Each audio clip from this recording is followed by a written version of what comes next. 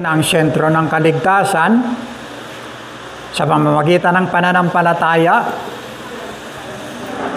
ang assurance, no, ng kaligtasan. Tinalakay din natin, nagmula yan sa bawat isa sa inyo. At ang bahagi ng binanggit mismo ng ating Panginoong Jesucristo, no?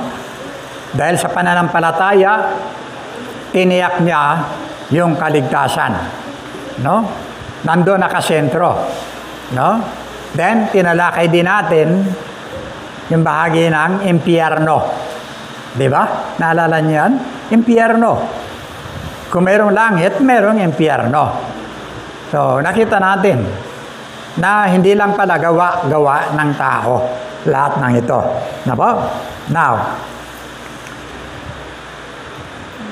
ngayon po, kung inyo pong mapapansin, sa Facebook, pag nagbukas kayo patungkol sa bahagi ng mga organisasyon ng relihiyon, lahat nagpapaligsahan. Di ba? Sila ang itinatag ni Kristo, sila ang tunay na iglesia, sila ang iglesia ni Kristo, sila ang iglesia ng Diyos. Ganon, papaligsahan sila na ang lahat nakasentro sa relihiyon. Kukunin nyo? Relihiyon ang pag-asa ng marami. Yun. No? Yun, iisa-isahin natin. Ha? Lahat. Pagkatapos, saka natin kukunin yung katotohanan sa Biblia. Ha? Nakikita natin yung ating tinalakay nung last Sunday, nandun lahat. Na po? Okay? Tayo po'y manalangin. Amang banal, muli marami pong salamat sa umaga pong ito. Purihin ka Diyos. Gabay po ang kailangan po namin. Pamamagitan ng katotohanan, nawa Panginoon, pagkaloob mo po sa pangunguna ng banal na Espiritu na may tanim sa amin, Panginoon, ng katotohanan. Na makita namin, Panginoon, ang lahat ng mga nakapaligid po sa amin. At makita namin, Panginoon, ang bahagi ng mga pangako, Ama, na kung saan ito po yung aming kinatatayuan. Bless mo po kami lahat. Ito po aming dalangin sa pangalan ng Panginoong Kristo. Amen.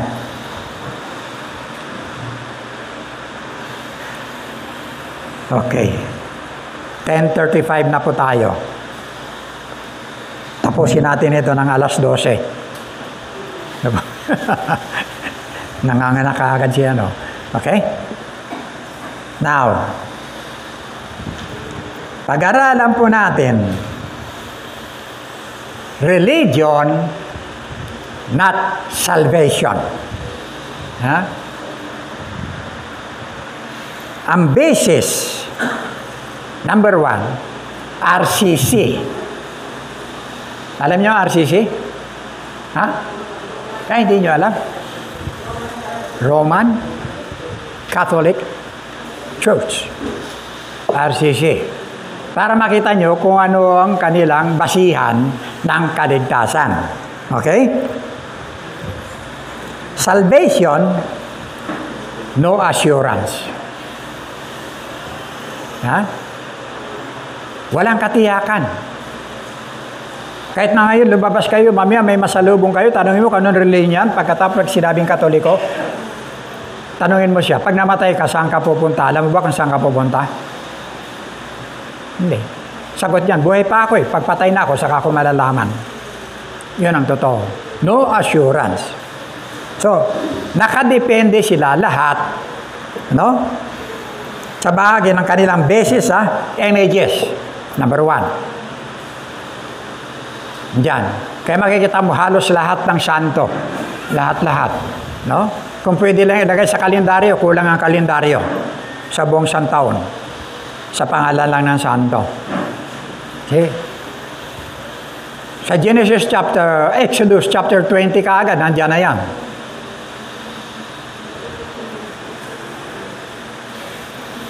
Huwag kang sasamba sa ibang Diyos maliban sa akin.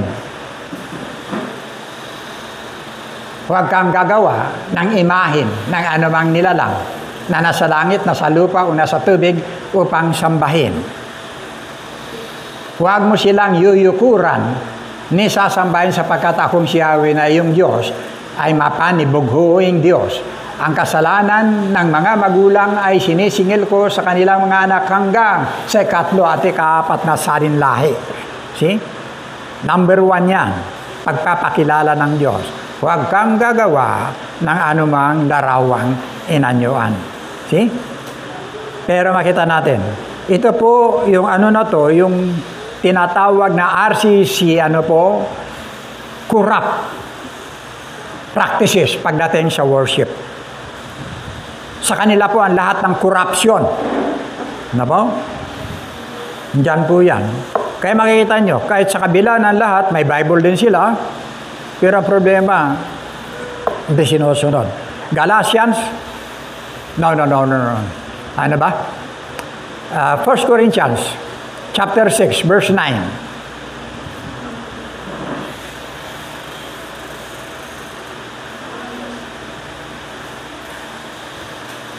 Naglaktaw ba ako, kapatid? Okay. Know ye not that the unrighteousness shall not inherit the kingdom of God? Be not deceived, neither fornicators nor idolaters. Yung sumasamba sa mga images, sa Diyos-Diyosan, hindi makakapasok, not adulterers, nor effeminate, or nor abusers or themselves with mankind. Verse 10, tuloy mo nga. Ay hindi magmamana. Ba't nag-English tayo ngayon? Ni magnanakaw, ni mandaraya, ni mga manlalasing, ni mga, ano pa ito?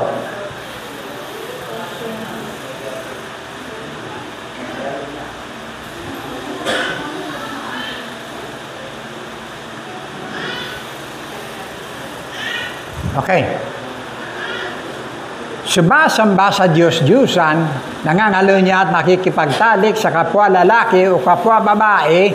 Verse 10. Ni ang mga magnanakaw, ni ang mga masasakim, ni ang mga maglalasing, ni ang mga mapagtungayaw, ni ang mga manglulupig, ni ay hindi magmamana ng kaharian ng Diyos.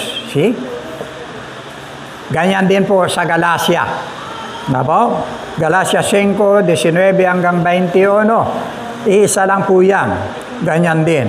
Yung mga sumasamba sa mga Diyos-Diyusan, hindi magmamana o papasok sa kaharian ng Diyos. See? Yan po. Number 1 po yan, images. Kaya ang katwiran po nila ngayon, pag inaano sila na lumuluhod sila doon, yung katwiran po nila yan, hindi naman nila sinasamba. Nagpapaalala lang sa kanila. Pero dapat po nating tingnan na yung pagluhod, act of worship. Once na lumuhod ka, bahagi yan ng pagsamba. Revelation chapter 22, verse 89. Akong si Juan ang nakarinig at nakakita sa lahat ng ito. Matapos kong marinig at makita ang lahat, ako'y nagpatira pa sa paanan ng anghel na nagpakita sa akin ng mga ito upang siya'y sambahin. Verse.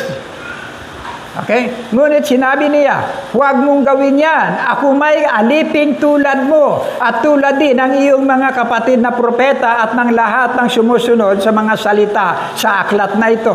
Ang Diyos ang sambahin mo. See? Diyos lang ang pwede mong luhuran. Diyos lang ang pwede mong sambahin. Okay? Ano po?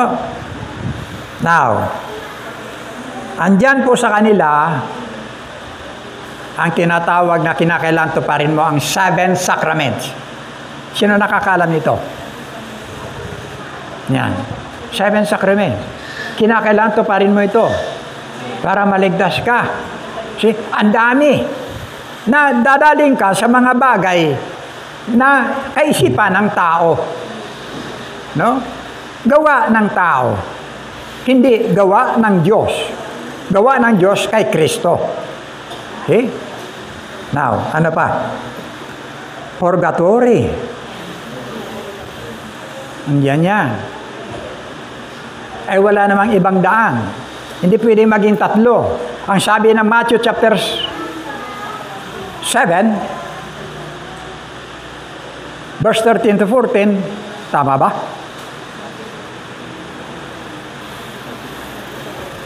Kaya nahanap natin sa Biblia yan, wala yan. Yan. Kayo'y magsipasok sa makipot na pintuan, sapagkat maluwang ang pintuan at malapad ang daang patungo sa pagkapahamak, at marami ang dooy nagsisipasok. See? Tuloy. Sapagkat makipot ang pintuan at makitid ang daang patungo sa buhay, at kakaunti ang nangakasumpong noon. See? Makipot yan. I am. John 3:16, ang sinumang sa kanya'y sumampalataya, iisa-isa yan. Hindi pwedeng pamilya ko, kasama ko kung hindi sila mananampalataya. Hindi. Personal na relasyon yan. Yan ang ano doon. Kung mayroon kang relasyon kay Kristo, papasok ka sa makipot na pintuan. Dalawa lang, isang makipot at isang maluwag. Wala nang pangatlo na purgatorio. Okay?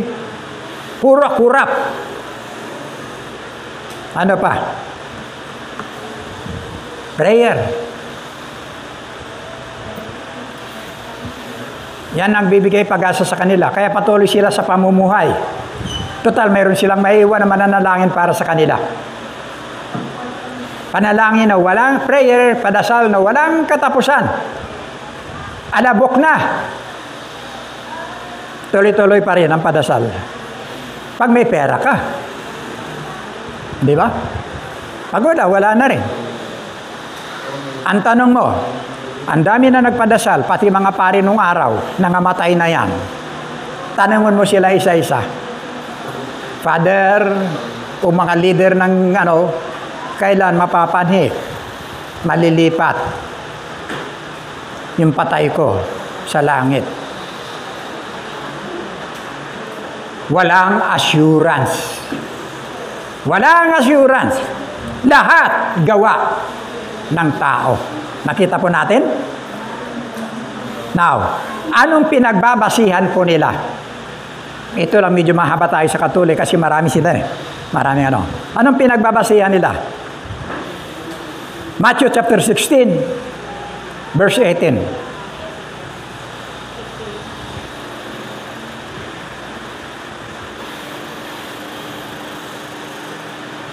Pansinin niyo mga minamahal, ha? At sinabi ko naman sa iyo na ikaw, Pedro, at sa ibabaw ng batong ito, ay tatayo ko ng aking iglesia, at ang mga pintuan ng Hades ay hindi magsisipaglaban, pagnaig, laban sa kanya. Kita ninyo? Thou art Peter, upon this rock, I will build my church. Hindi niya sinabi, thou art Peter, in you, I will build my church. Nakukuha ninyo? Upon this rock, sa batong ito, sa ibabaw ng batong ito, itatayo ko yung aking iglesia. Kaya na sinasabi nila, sila ang unang itinayo ni Kristo. See? Kay Pedro. Narinig niyo yan? Ha? Sila. Ang tinutukoy ditong bato ni Kristo, yung kanyang sarili. Siya mismo. See? Paano niya itatayo kay Peter ang kanyang iglesia? Ay sinabi niya ito eh. Saan ba ito? Hanapin natin.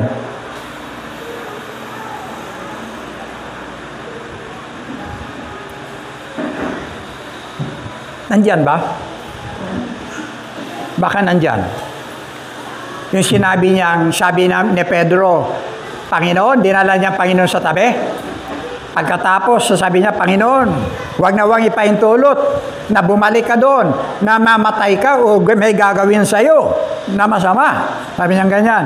Sabi ng Panginoon sa kanya, umalis ka sa likod ko, Satanas.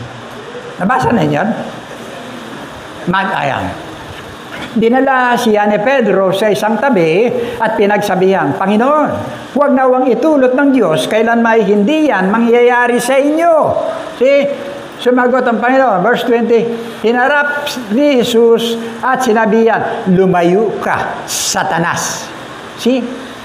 Hadlang ka sa aking landas. Ang iniisip mo'y hindi sa Diyos, kundi sa tao. Paano itatayo ng Panginoon Kristo ang kanyang iglesia sa isang taong tinawag niyang Satanas?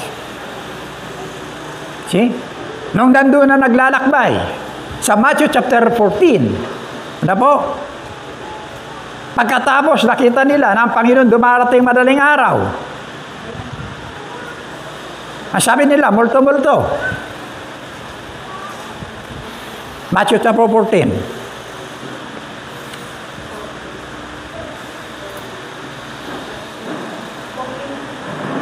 Pagkatapos, nung sabihin, huwag kayong matakot, si Jesus ito.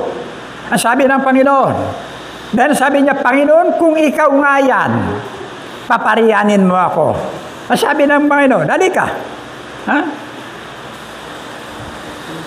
Lumunsad siya sa dagat.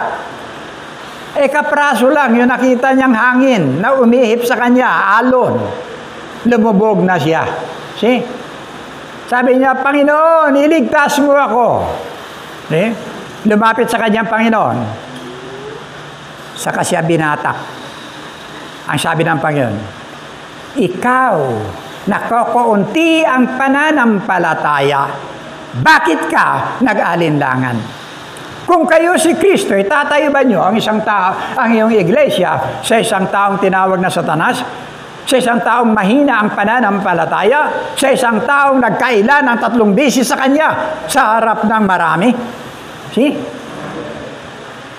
Ito po yung tinatayuan ng iglesia ng RCC, Roman Catholic Church, na kay Pedro itinayo ang Church Catholic. Mali po. Yung bato po rito na tinutukoy mismo ang ating Panginoong Jesucristo. Tingnan po natin. Psalms 105, verse 41. Para makita natin.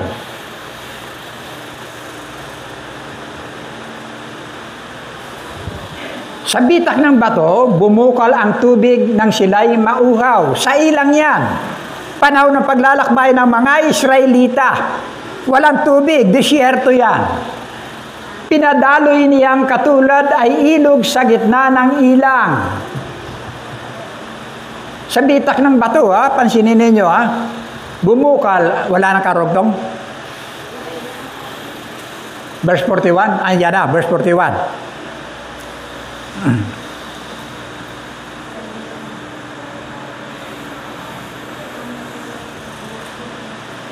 Okay. 1 Corinthians, chapter 10, verse 3 to 4. Pansinin nyo kung sino yung bato na yan na sumusubaybay sa mga Israelita. Kumain silang lahat ng isang pagkain spiritual. Si Kristo yan. Galing sa langit. At uminom din ng isang inuming spiritual sapagkat uminom sila sa batong spiritual na sumusubaybay sa kanila at ang batong yan ay kita ninyo? Si Kristo. Kaya sabihin niya, thou art Peter, upon this rock I will build my church. Sa sarili niya, tatayo ang kanyang iglesia. Nakukuha po ba natin? Okay? Marami pa yan. Mother of God. Ando na lahat eh. Wala pong ina ang Diyos. Walang ina ang Diyos. Pag tinignan mo, John 1:1, in the beginning was the Word, and the Word was with God, and the Word was God. Ando na si Kristo. May isang salita. See? Mary, Mother of God. Wala pong ina ang Diyos. Okay? John 1:1.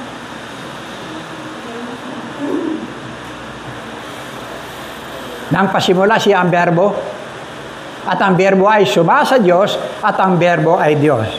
Sa pasimula, nandun na si Kristo. See? Paano siya magkakaroon ng ina? Dahil sa atin, nagkasala tayo, kailangan ng laman na mamatay, na mayroong tutubos. Siya ang berbo, at ang berbo ay sumasa Diyos. Verse 3.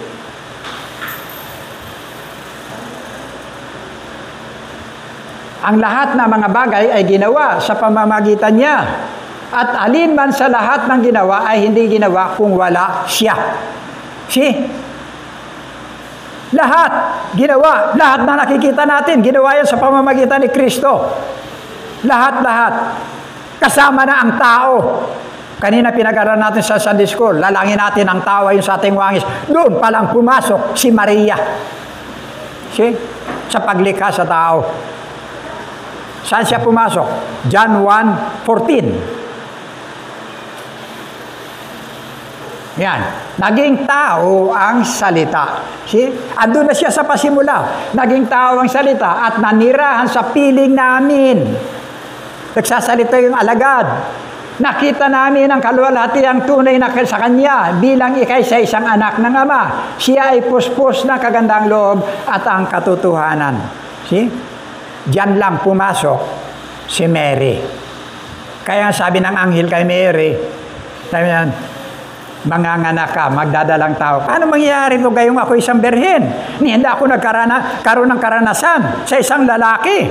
Ang sabi niya, bababa sa iyo ang Espiritu Santo. Lucas 1:35. Lililiman ka ng kapangyarihan ng kataas-taasan. At banal ang isisilang mo, tatawaging anak ng Diyos. See? Nandun pa lang. Yung Diyos na nagsalaman, gumamit ng tao. Kaya nga sinabi ni Mary, Luke chapter 1, verse 46-47.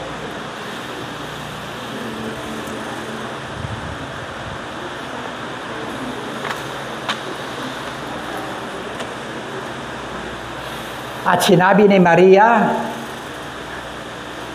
at ang aking espiritu'y nagagalak sa Diyos na aking tagapagligtas. Kita nyo? Galing kay Mary yun. Yung pananalita na yan. Nung malaman niya na siya ay magdadalang tao, no? Ang sabi niya, nagpupuri. At sinabi ni Maria, at ang aking espiritu'y nagagalak sa Diyos na aking tagapagligtas. Bakit? Kailangan niya ng kaligtasan. Pasok siya sa Roma 3:23. Lahat nagkasala at hindi aabot sa kaluwalhatian ng Diyos. See? Tuloy ninyo. 48:49. Sapagkat nilingap niya akong kanyang abang alipin. Ha? See? Nilingap niya. Ang daming babae na pwedeng magbuntis sa Panginoong Jesucristo. Ha? Pwedeng sakuron. Pwedeng kung saan-saan.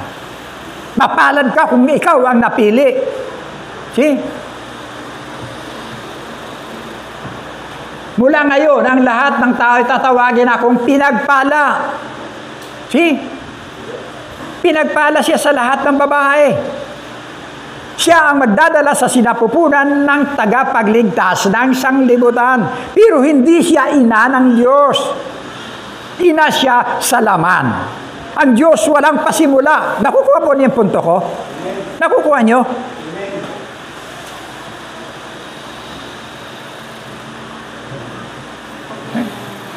Tatawagin akong pinagpala. Dahil sa mga dakilang bagay na ginawa sa akin ng makapangyarihan. Sino makapangyarihan? Banal ang kanyang pangalan. Ginawa sa kanya ng makapangyarihan. Hindi yan ako ang may kapangyarihan. See? Kaya nakakalungkot ngayon, alam niyo, mga minamahal, nag-aaral pa ako sa SAA nung araw. Inano ako dyan. Number 1 ako kasi na tinutuwid ko yung mali. Kaya nilabas nila ako. Memoryado ko lahat yan. Holy Mary, Mother of God. Yan. Pray for us, sinners, now and at our death. Amen. Panalangin mo kami hanggang sa kami ay mamatay. See? Ngayon, hanggang sa araw na kami mamatay. Wala pong kapangyarihan. Pinag-aralan natin noong nakarang linggo, ang may kapangyarihan lang, ang Panginoong Jesucristo. I am the way. I am the truth. I am the life. No man cometh unto the Father but by me. Sino si Pedro? Wala si Pedro. Okay? Pag tinuloy niyong binasa yung kay Pedro, thou art Peter, upon this rock I will build my church. Sabi ron, ibibigay ko sa iyo ang susi ng mga langit. Kita nyo? Nabasa ba nyo yun? Ang inyong pakawalan dito sa lupa, pakakawalan sa langit. Kaya sabi ron si Pedro ang see? Makapangyarihan. Di ba? Wala pang New Testament doon. Wala pang Bible na New Testament doon. Yung sinabi ng Panginoon Kristo, pwedeng sabihin sa inyo lahat. Ano yun? Ng assurance of salvation. Ang sino mang bigyan mo ng katiyakan dito. Pag ngayon tinanggap mo si Kristo, tinitiyak ko sa iyo, maliligtas ka. Katiyakan yon. Katiyakan yon, natatanggapin sa langit. Nakukuha po ba ninyo? Huh? Okay. Napahaba tayo dyan. Pangalawa,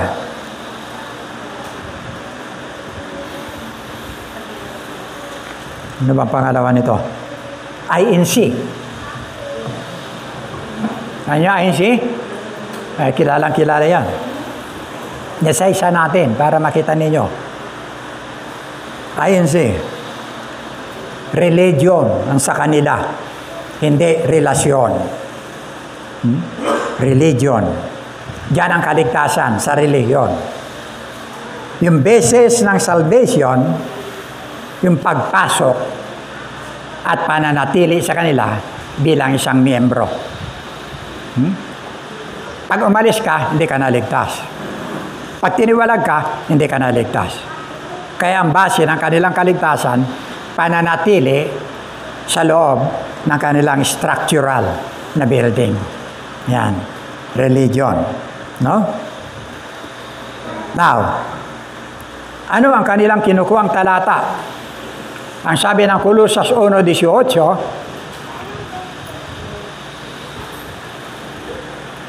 sa kanya namin nalaman 1:18.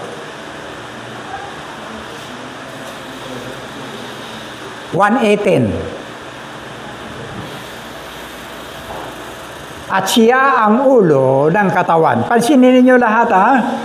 Sa makatuwid bagay ang iglesia.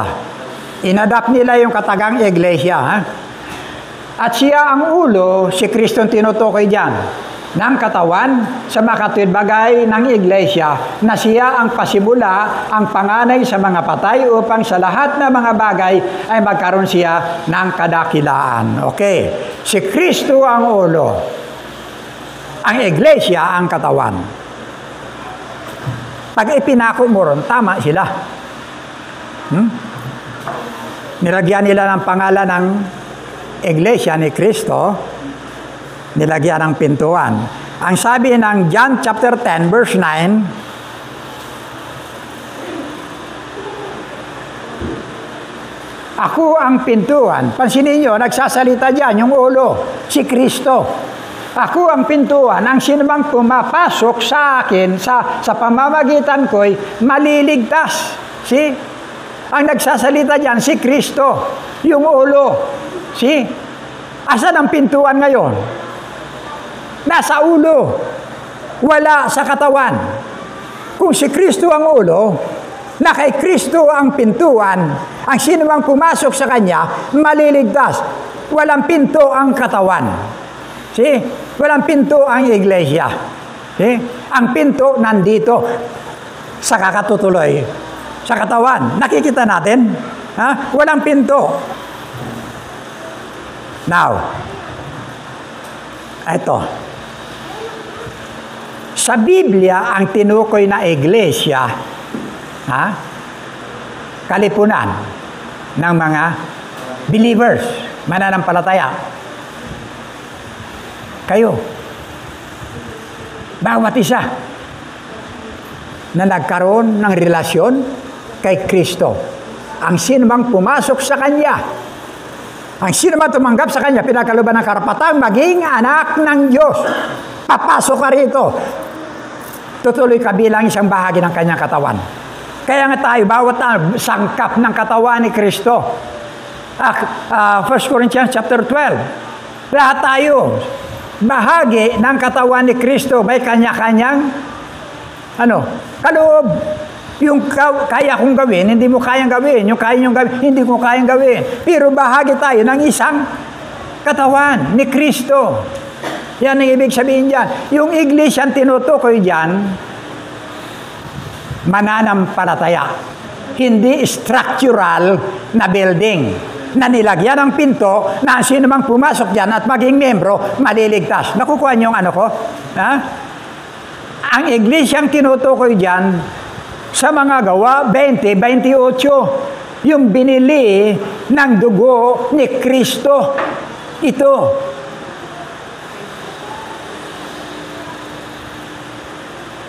Ingatan ninyo ang inyong sarili at ang buong kawan na sa kanila'y ginawa kayo ng Espiritu Santo na mga obispo upang pakanin ninyo ang iglesia ng Panginoon na binili niya ng kanyang sariling dugo. See? Ang tinutukoy dito, yung bawat mananampalataya. See? 1 Corinthians chapter 12, verse 27.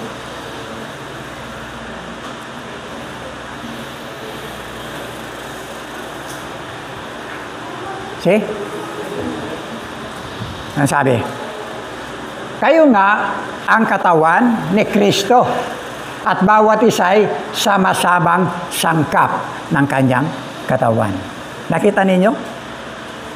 Wala man dito sa loob. Nasa labas man siya. Iba man ang kanyang grupo o maging sa loob mismo ng Katoliko.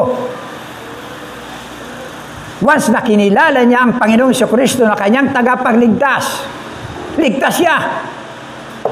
Dahil wala tayo sa relihiyon, sa atin sa pananampalataya.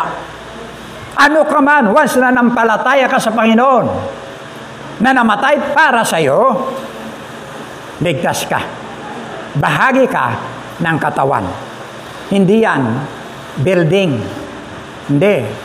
Ang katawan, bawat isa, membro ng katawan ni Kristo. Mga ligtas, tinubos ng kanyang dugo. Yan ang iglesia na binabanggit. Kaya lang, inadapt na nila silang iglesia, yun ang sabi nila. Gawa lang ng isip ng tao, hindi ng katotohanan ng Biblia. Okay, nakadalawa na tayo. Ano pang susunod?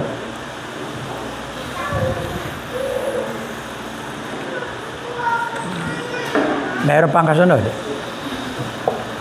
Seventh day. Alam mo, seventh day? Wala silang dinadala yan.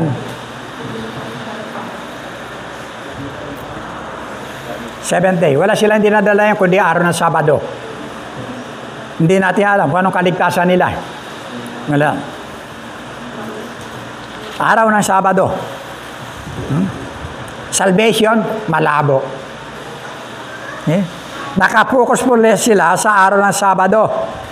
Yung kanilang basihan, Exodus chapter 20, verse 8 to 11. Lagi mong tandaan at ilaan para sa akin ang araw ng pamamahinga. 6 na araw kang magtatrabaho at tapusin mo ang dapat mong gawin. Subalit, ang ikapitong araw ay para kay Yahweh na iyong Diyos. Ito ay araw ng pamamahinga. Sa araw na ito ay huwag kang magtatrabaho ang sinaman sa inyo. Kayo, ang inyong mga anak, mga alipin, lalaki o babae, ang inyong mga alagang hayop, ni ang mga dayuhang nakikipamayan sa inyo. walang gagalaw, walang gagawa. Kaya nga makita nila ng Panginoon, nagpagaling ng mga karamdaman sa araw ng Sabado. Naggalit na sila lahat. Bakit nagpapagaling ka sa araw ng Sabado? See? Araw ng pamamahinga yan. Bawal kahit magpakain ka ng hayop mo. Bawal lahat. Wala. So, natutupad ba ito sa kanila? Hindi rin. Ito mga Sabadis, hindi rin natutupad sa kanila yan. See? So, alin ba ang tama? Pag binasa nyo, yung pasimula nito, makikita nyo, no? Ako ang Panginoon nyo ang naglabas sa inyo sa Ehipto mula sa alipin. Sinong kausap? Israelita. Kung ang Israelita nasunod nila ang kautusan, wala tayo. Hindi tayo ligtas. Ang kautusan ibinigay sa mga Israelita para sila maging ganap. You see? Kaya hindi nila sunod. Anong sabi ng Galatia chapter 3 verse 10?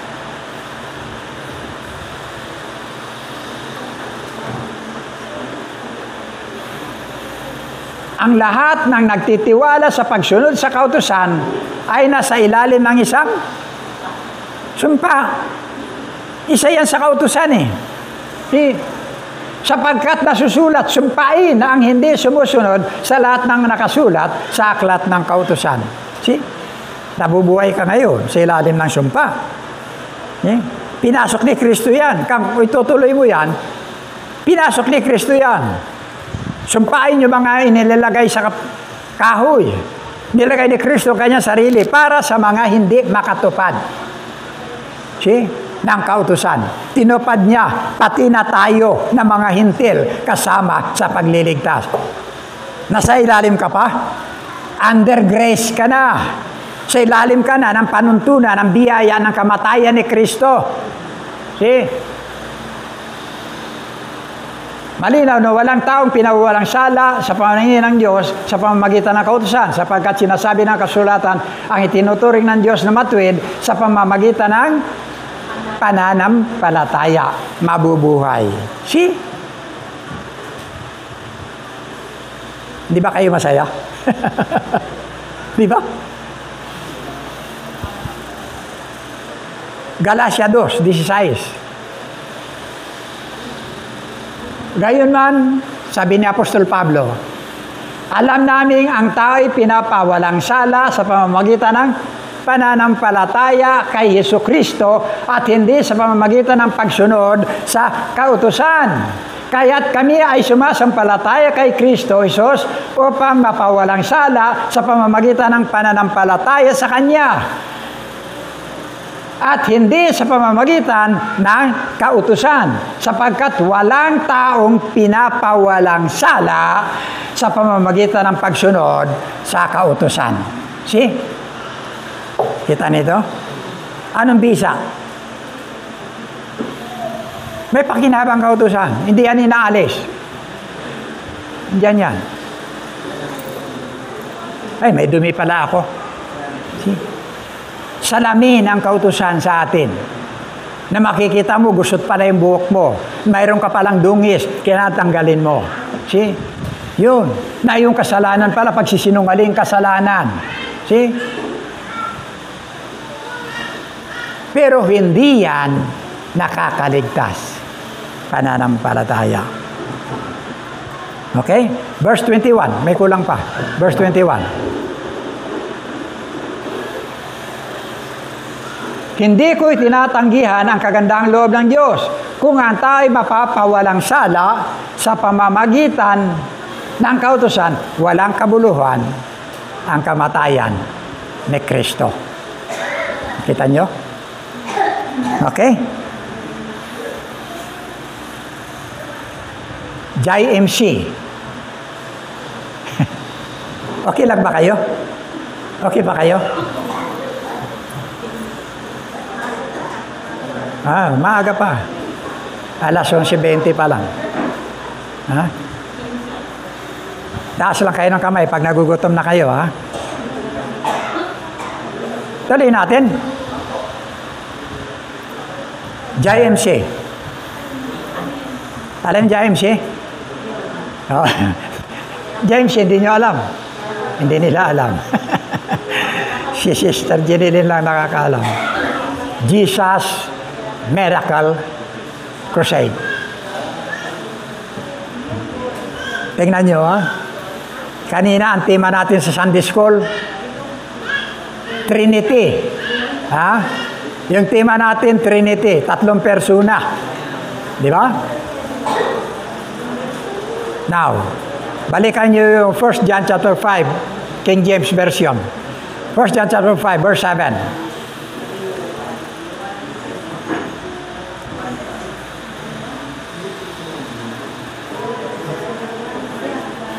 Oneness. Tama yan, oneness sila, oneness. 1 John chapter 5, verse 7. Ito. 3 persona. Ha? For there are 3 that bear records in heaven. 3 yung nagpapatotoo doon sa langit. The Word, the Father, the Word, and the Holy Ghost.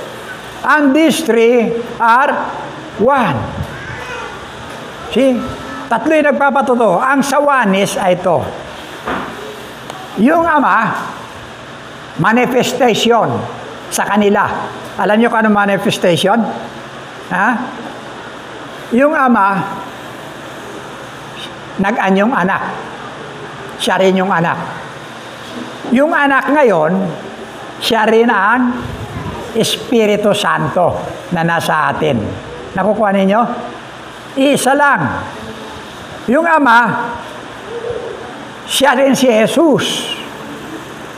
Si Jesus, nag-anyo ring Espiritu ngayon. Kaya tawag sa kanila, oneness. Yan. Hindi sila naniniwala sa 3 divine persons, 3 persona. Wala sila niyan. Kundi gumanap. Kaya ang tanong doon, nung mamatay si Kristo, 3 araw, di walang Diyos. Hindi ba? Walang Diyos, patay. See? Wala yung Ama. Ayun din pala yung namatay.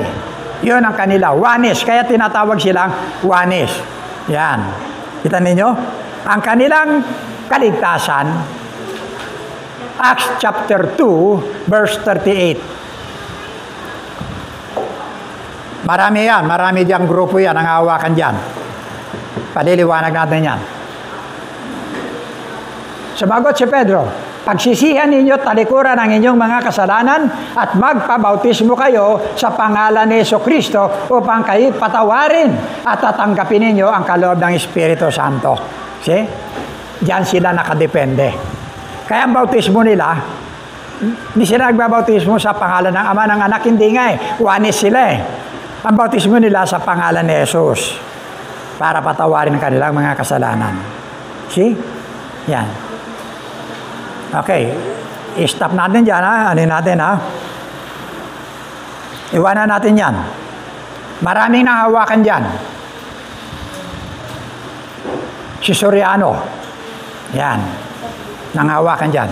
Hindi sila nagbabautismo sa pangalan ng Ama, ng Anak, at ng Espiritu Santo. Ang bautismo nila ay ito. Literal na bautismo. Ha? Para sa kaligtasan. Pangalan ni Kristo. Si Kibuloy, yan din. Pero si Kibuloy ngayon, malabo na Ano na siya? Hindi ko alam. Sobra ng ano. Okay? Now. Okay. JW. Jehovah. Jehovah's Witnesses. May sarili silang Biblia. Ha? No assurance. Pansinin nyo. Walang assurance of salvation. Wala silang kaluluwa. Nalabanin nyo, wala silang kaluluwa? Yung kaluluwa nila ito. Para lang hayop. Pag namatay, para kang hayop. ng kaluluwa. Katawan ng kaluluwa. Wala silang langit. Kung maganda buhay mo, katulad ka ni Lucio Tan, nasa langit ka. Alam niyo si Lucio Tan, kilala niyo? Ay, hindi niyo kilala? Yung may-ari ng Fortune Tobacco, gumagawa ng mga champion cigarette, lahat ng sigarilyo, yung mga pero lang ang Philip Morris. Yan, Fortune, lahat. Kay Lucio Tan yan. May-ari ng Philippine Airlines. Pag ganun ang buhay mo, first na sa langit ka. Pero kung ikaw may cancer, talama ka ng first na sa impyerno ka. Yun ang kanilang paniniwala. Yung Hades na kinalalagyan ng mayaman, na sabi niya kay Lazaro, Amang Abraham, suguin mo si Lazaro na isawsaw ang kanyang daliri sa tubig para ipapatak. Luke chapter 16, verse 24. Para ipapatak ang kanyang daliri sa aking dila, sapagkat naghihirap ako sa apoy na ito. Yung apoy na ito, sa kanila yan, libingan. Hades, grave, libingan. Kaya wala, labas talaga lahat sa katotohanan. No? Si Kristo, maliit lang, prophet. Yan. Ang pangaral nilang kaligtasan nila, yung darating na kaharian, paghahari ng Diyos. New Earth, bagong paraiso. Kaya tanong doon, paano yan kung hindi pa dumarating yan, namatay ka ngayon, saan ka pupunta? Yun ang malaking question mark. See? Dahil ang inaantay nila yung darating na paraiso, kaharian ng Diyos. Okay? JMCI. Ito yung dating daan. No? Salvation, dalawa yan. Manatili kang kaanib ng iglesia ng Diyos. Hindi iglesia ni Kristo, sa kanila iglesia ng Diyos. Yan. Kaanib. Pabautismo ka sa pangalan ni Jesus. Yun ang kaligtasan. Acts chapter 2, verse 38. Yan. Ganyan din. Bautismo kay Kristo. Yan ang kanilang kaligtasan. Kailan lang? Libo-libo. Doctrinization, ang tinatawag nila doon. Libo-libo. Nakapila lahat na magpapabautismo. Kasi nandun ang kanilang kaligtasan. Tama nga naman, sinabi ng talata sa pangalan ni Jesus. Di ba? Ganon din kay Kibuloy. Ganyan din. Kay Kibuloy, ganyan din dati. Believe ako kay Kibuloy dati. Yung kanyang doktrina. Ang ngayon, nagkahalo-halo na Di ba? Siya na yung appointed son. Lahat ng kaluluwa dadaanan sa kanya. Si Dolphy, kaluluwa ni Dolphy daw, at saka ni J.C. Robredo, dumaan sa kanya. Ang dami. Siya nang may likha ng mundo. Hilo na ang tao. Kaya sabi ko, may problema na sa pag-iisip. No? Lalong nawala. Wala. Siya mismo, nawala na. Ikibuloy. Now, tingnan po natin, bakit binanggit ng Panginoon Kristo? Bakit ito?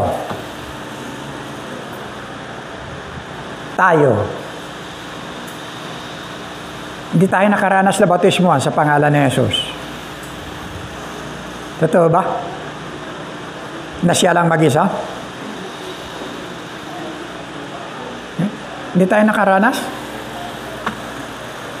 Na literal o actual? Ha? Hanapin muna natin. Bakit sinabi ni Pedro na magsisi kayo sa inyong mga kasalanan at pagpabautismo sa pangalan ni Jesus para patawarin kayo at ipagkaloob sa inyo ang Espiritu Santo? Hanapin muna natin. Bakit sinabi ni Pedro? Okay, ganito po yan. Alam nyo na ang ina ni Juan Bautista ay baog. Baog. Bukod sa baog, yung balat niya, pasas na. No? Wala na talaga, matanda na. Nung sabihin ng anghel kay Zacarias, na kanyang asawa, hindi naniwala si Zacarias. Dalawang problema ng kanyang asawa, baog at matanda na. See? Pero, nagbuntis ito dahil sa kalooban ng Diyos. See? Kaya nga hindi naniwala si Zacarias, nung habang binubuntis ito, napipi si Zacarias, hindi nakapagsalita dahil sa kanyang attitude na hindi siya nanampalataya. Hanggat hindi niya nakita ang iniluwal. Nung tinatanong na kung anong pangalan, saka siya nakapagsalita, Juan, ang sabi niya. See? Ipinganak si Juan ayon sa kalooban ng Diyos. Pinsan ni Kristo. Para mauna, ihanda ang daan ng Panginoon.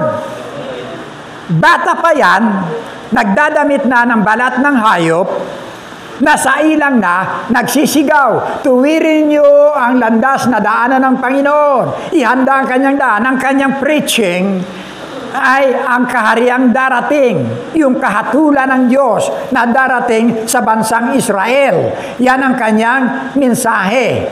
Ang kanyang isinisigaw lagi, magsisi kayo at magpabautismo talikuran ng inyong mga kasalanan sa bansang Israel. Yan ang kanyang mensahe lagi. Now, ipinganak si Jesus. Pagdating ng 30 taon, saka siya nagpasimula ng kanyang ministeryo. Matagal nang nauna si Juan. Nakukuha ninyo? Ito yung konteksto. Bakit tinuturo ni Pedro na ang bautismo kay Kristo? Kasi nauna si Juan na nagbabautismo na. Nakukuha ninyo? Pakibuksan mo nga sa Juan 4, talatang 1-2 para makita natin. Ito ang hindi naunawaan na maraming religious organization. Hindi nila kinuha yung buong konteksto. Okay. Nang maalaman nga ng Panginoon na nababalita ng mga Pariseo na si Jesus ay gumagawa at bumabautismo ng lalong maraming alagad kaysa kay Juan. Okay? Tuloy. Bagaman hindi bumabautismo si Jesus, kundi ang kanyang mga alagad. Dalawang grupo na. Nauna si Juan, sumusunod ang ating grupo ng ating Panginoong Kristo. Pareho silang nagbabautismo. Kaya ang tinuturo ni Pedro, hindi ito. Kasi sa pagsisisi lang yan. Nakukuha ninyo? Magbabautismo kayo sa pangalan ni Jesus. Ito yung sumusunod. Nakukuha na natin yung punto? Okay. Praise God. Now, literal na sinasagaw nila ang bautismo sa pangalan ni Jesus. Para makita nyo yan,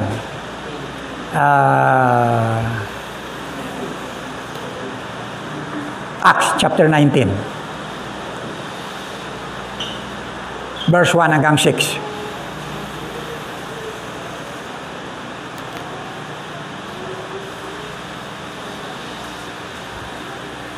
At nangyari na, samantalang si Apolos ay nasa Corinto, pagkatahak ni Pablo ng mga lupaing matataas ay napasa Efeso at nakasumpong ng ilang mga alagad.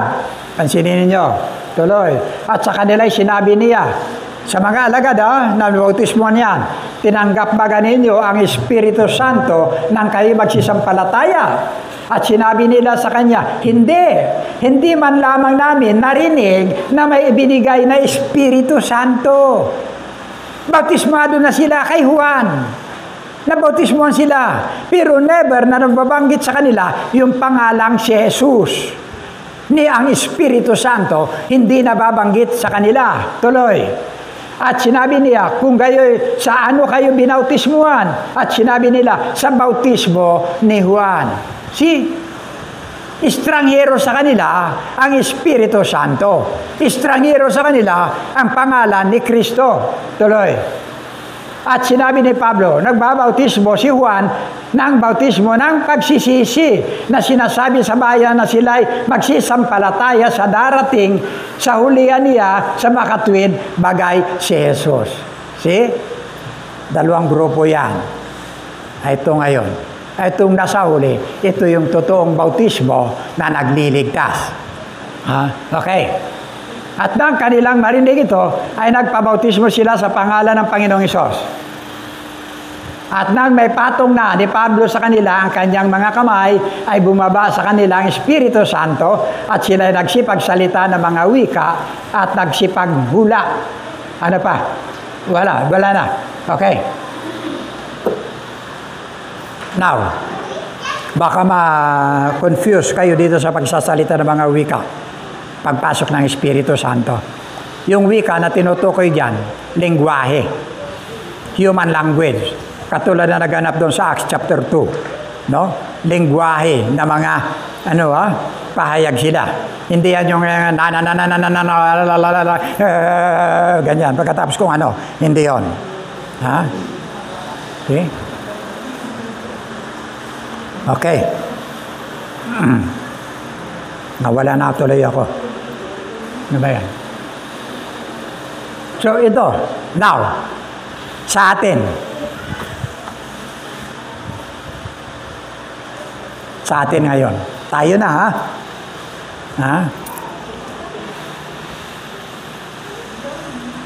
Christ the Savior. Ang sabi ng 1 Corinthians chapter 15, verse 1 to 4.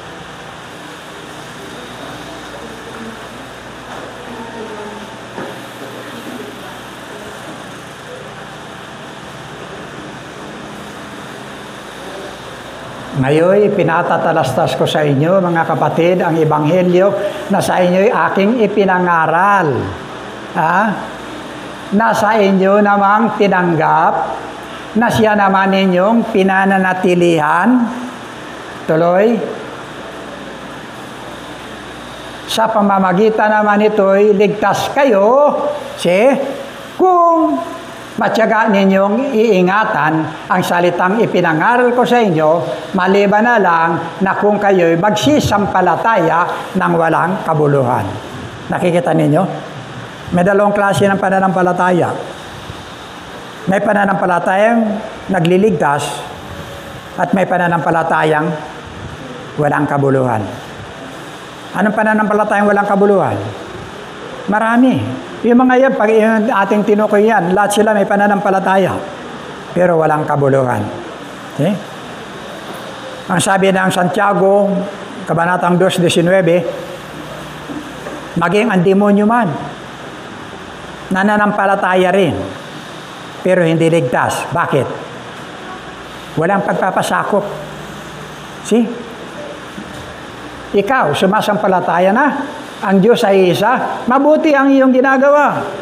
Ang mga demonyo man, nagsisimpalataya rin, at nagsasipanganig pa. See? May pananampalatayang nagliligtas, at mayroong pananampalatayang hindi nagliligtas. Anong pananampalatayang hindi nagliligtas? Matthew 7:21 hanggang 23.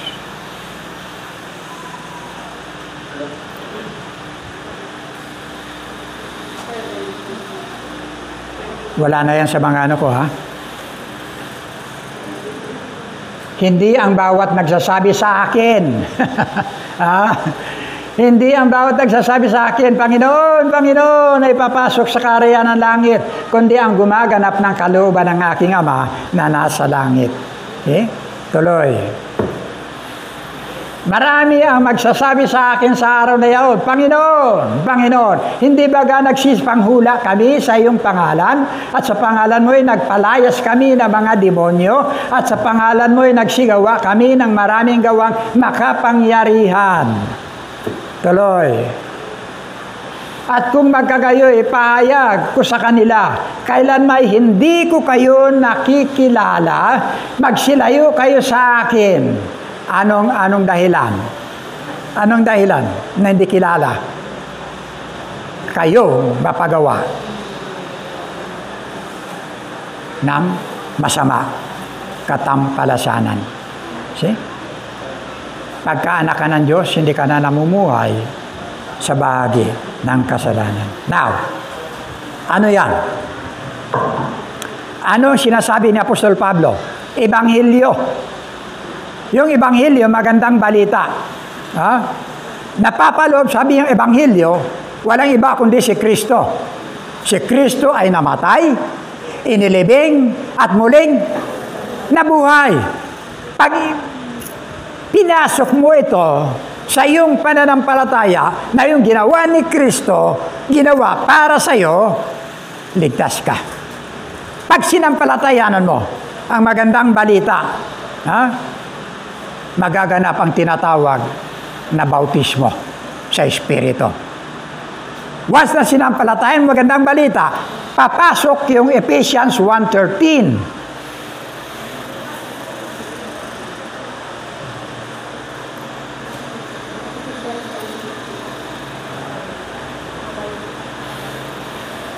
Efeso 1:13. 13 yan, kapatid. 13. Sa pamamagitan nito ni Kristo, kayo rin naman na nakarinig ng salita ng katotohanan, ng magandang balita. Magandang balita. Ano yan? Na nagdudulot ng kaligtasan ay sumampalataya sa Kanya ay pinagkalooban ng pinangakong Espiritu Santo bilang tatak. You see? Anointed. Alam ba nyo yun? You are anointed. Baptized ka na sa Holy Spirit. Ipinagkaloob sa iyo bilang tatak. Hindi mo lang alam, hindi mo nararamdaman, pero binautismuhan ka sa Espiritu Santo. Verse 14. Ang Espiritu ang katibayan, garantiya ang Espiritu Santo na makakamit natin ang lubos, ang lahat, pansin nyo, lahat, hindi parsyal, na pangako ng Diyos sa atin at sa gayon ay pupurihin ang Kanyang kaluwalhatian. Alam nyo, marami ngayon, mga minamahal, ang problema ngayon, bawat pagsisimula, Come Holy Spirit, fall on me now. Bumaba sa'yo. Hindi na umalis ang Espiritu sa'yo. Tatak mo yan eh. Tatak mo yan. Up to the day of redemption. You are sealed by the Holy Spirit up to the day of redemption. Na pagbabalik ni Kristo, ikaw ang babalikan, may tatak ka. See?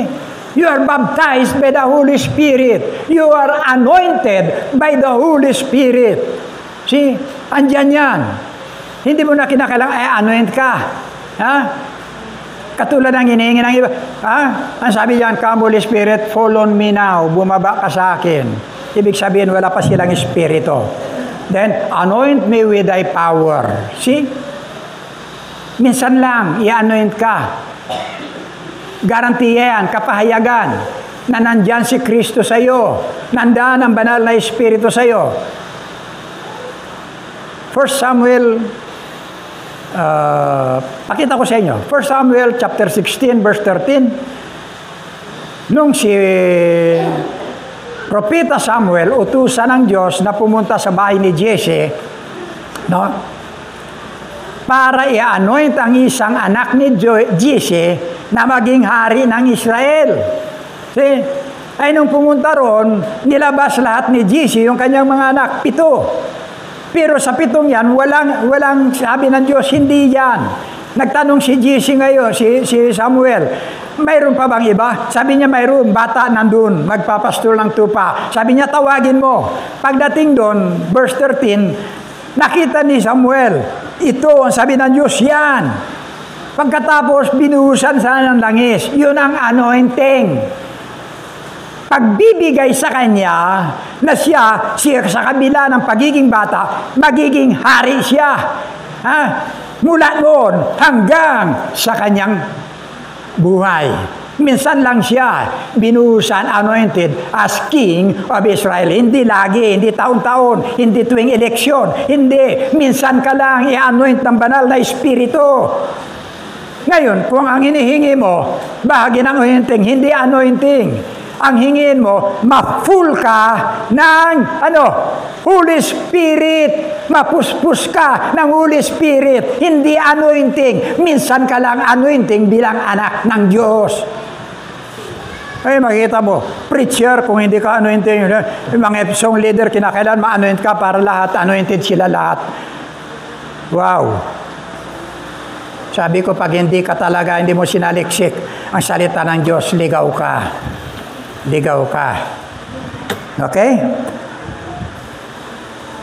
Now, dito tayo magtatapos. Alam ko, gutom na kayo eh. Maaga pa. Maaga pa. Cut na natin. Balikan natin. Ephesians 1:14.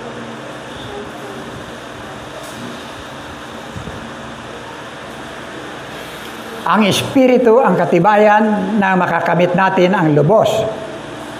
Nang lubos ang lahat ng pangako ng Diyos sa atin. Pansinin nyo, ha? Lahat ng pangako ng Diyos sa atin, ha? Pangako na yan, ha? Hindi dito sa lupa. Sa itaas. At sa gayon ay pupurihin ang kanyang kaluwalhatian. Ephesians 1:3.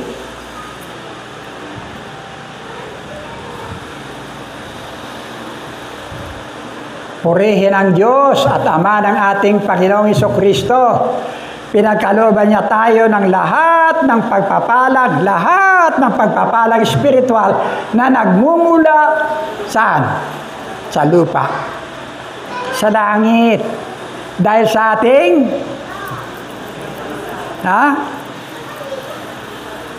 si Sister Beth, si kapatid na June, nung panahon na ako pa, nang magliligawan yung dalawang yan, nagkasundo sila na magsama na.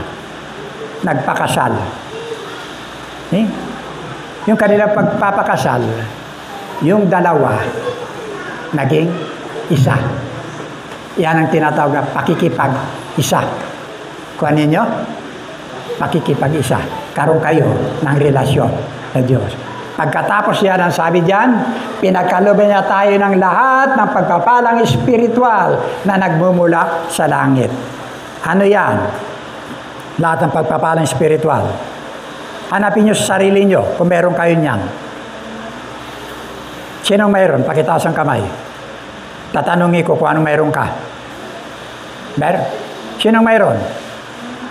Papapalang espiritual na galing sa langit. Nakita nyo yun. Kaya kinakailangan natin talaga mag-fellowship eh. Para nahuhukay natin yung mga yan. Ha? Sa iyong pakikipag-isa kay Kristo, ang sabi ng Biblia, 2 Corinthians 5:17, ano? If anyone be in Christ, he is hindi ang galing sa mundo.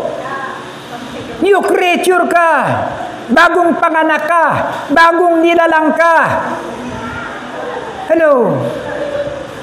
Wala sa inyo yon? See? Kung nasa iyo na si Kristo, John 1:12, ano yan? Anak ka na. Ha?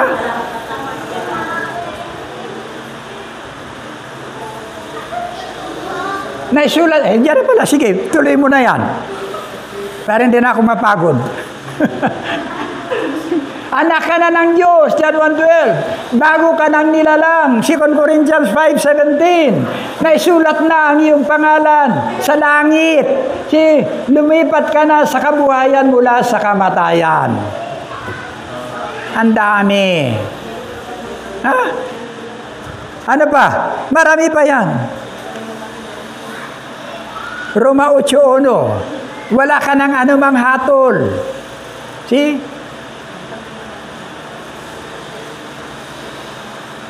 Oh. Kahit anong klaseng hatol, wala ka na dyan. Kasama niya yung John chapter 3 verse 18. Inalis na ang iyong mga kasalanan. Wala na. Yung lahat mong kasalanan, wala na. Magkasala ka ngayon, hingi ka lang ng tawad. Anak ka na ng Diyos eh. Hindi ka pwedeng itsapwera. Ganun ang ama sa anak. Eh? Hindi ka na taga-sanglibutan. Pilipos 3:20, mamamayan ka na ng langit. You see? Nasa iyo ang pangako ngayon. I will come again and receive you unto myself, that where I am, there ye may be also. Lahat ng yan, pagpapala na mula sa langit. Nakukuha ba natin? Ha? Tapos pagkabilangin nyo sa sarili nyo, wala kayong maapuap. Kung anong pagpapalang langit na nasa inyo. Ha? Hanggang kanin lang kayo. Wala. Talaga. Okay? So, now, pinakahuli. Kaya makita nyo, hindi tayo sumisira sa salita ng Diyos. Ha? Ang pinakahuli. Matthew chapter 28, verse 19.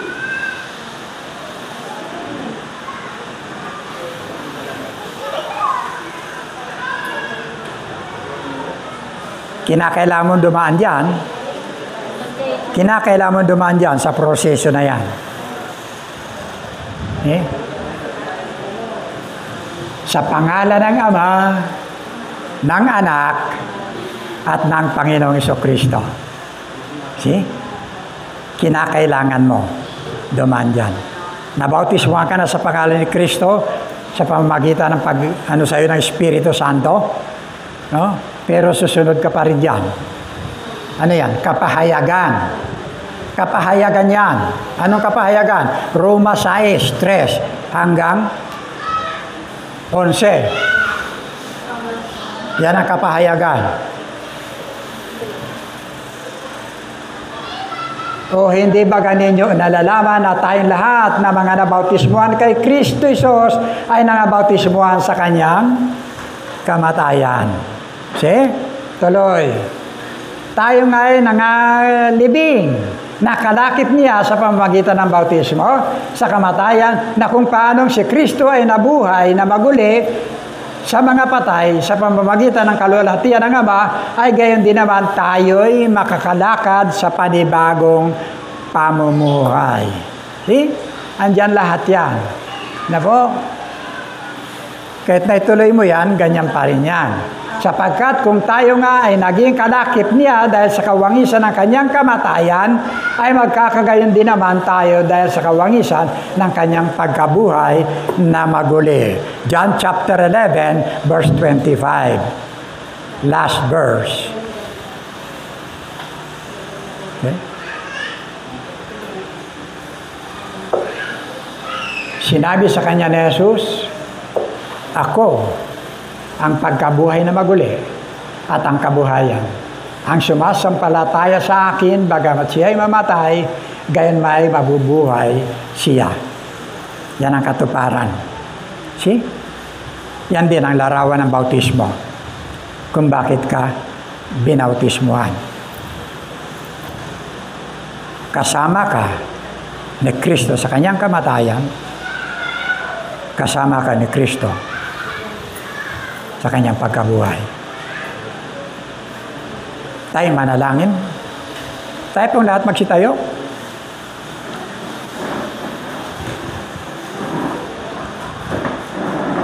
Purihin ka Diyos sa mga banal. Salamat po sa pagkakataon na pinagkaloob po sa amin. Nanahukay Diyos ang katotohanan na nalihim sa marami. Ng kaligtasan namin o Diyos, personal na relasyon sa aming Panginoon Kristo. Hindi sa bahagi o Diyos ng relihiyong itinatag ng tao. Salamat po sa kamatayan ng aming Panginoon Kristo. Pagpalain mo po kami lahat. Bless mo ang katotohanan ito sa aming mga buhay. Na bahagi, Panginoon, na may pagkaloob din namin, may share namin para sa iba. Upang sa gayon, O Diyos, makita nila, Panginoon, ang buong katotohanan. Salamat po sa pangalan ng Hesus Kristo. Amen. Amen.